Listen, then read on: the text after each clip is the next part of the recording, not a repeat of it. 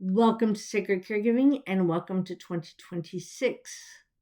My name is Barbara, and if you are someone who is navigating this world of caregiving, then this channel is for you. So, as we start a new year, I've been thinking about how the physical environment affects caregiving, both for the person that we are caring for and for us as caregivers.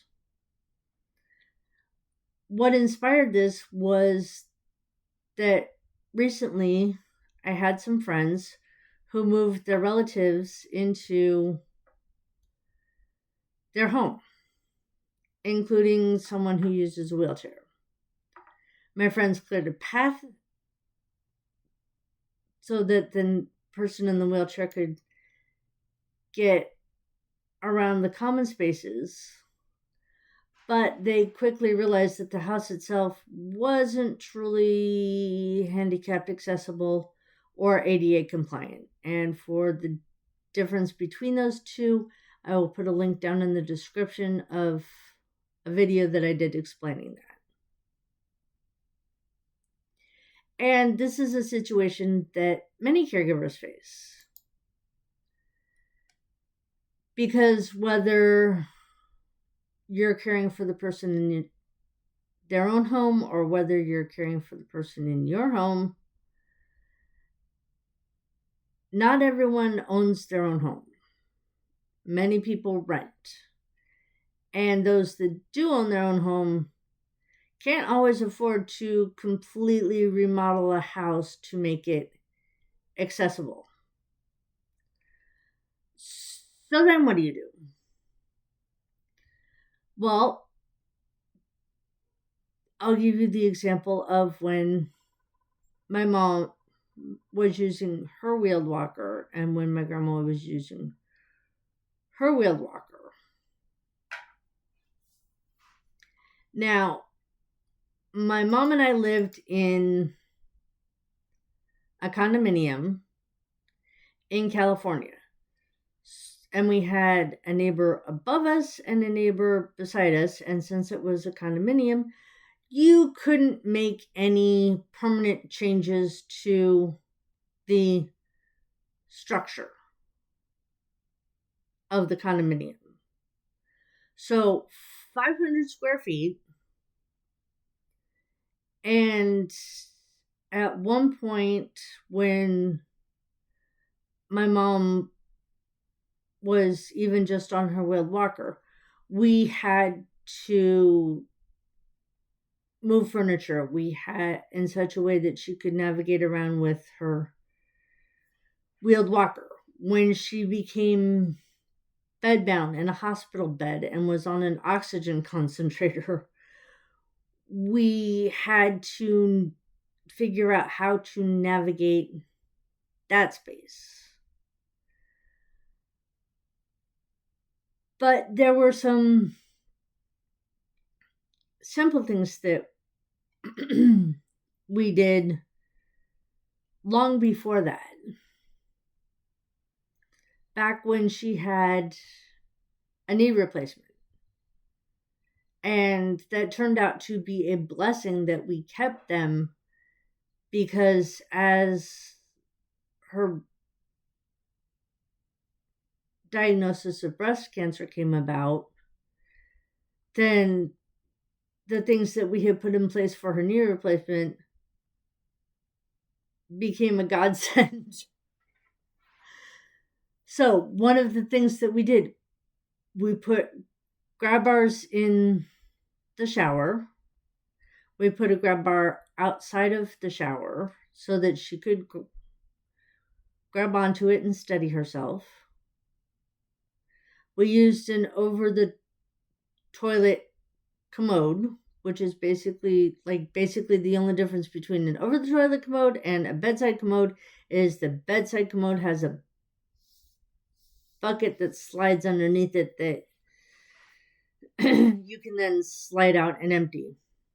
For the over-the-toilet commode, it doesn't have the bucket, and you just slide it over the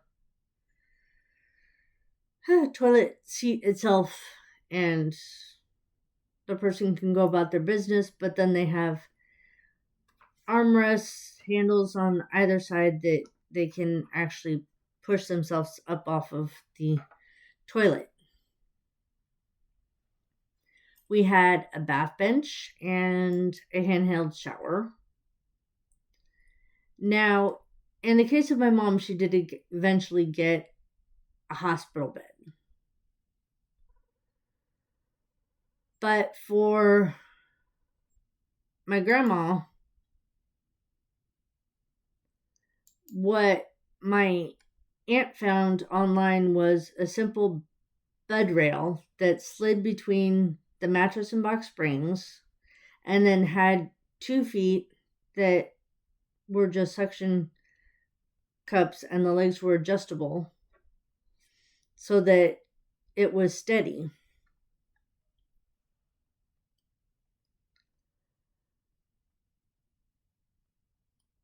So if you can't, make the permanent changes, like if you're in an apartment, there are temporary options. I mentioned the over the toilet seat with the handles. And the bed rail. One of the other changes that my aunt and uncle made for my grandmother was getting her a smaller bed and smaller living room furniture so that maneuvering around was easier for her in her wheeled walker.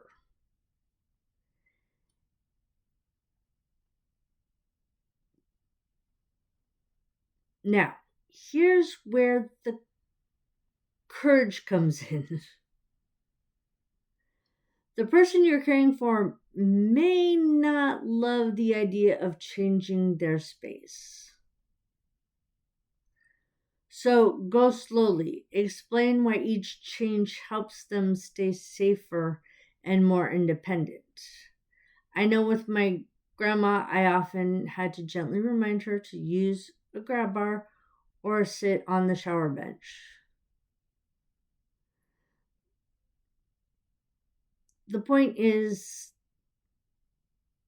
don't go in there like a bull in a china shop and just change everything all at once and be done with it.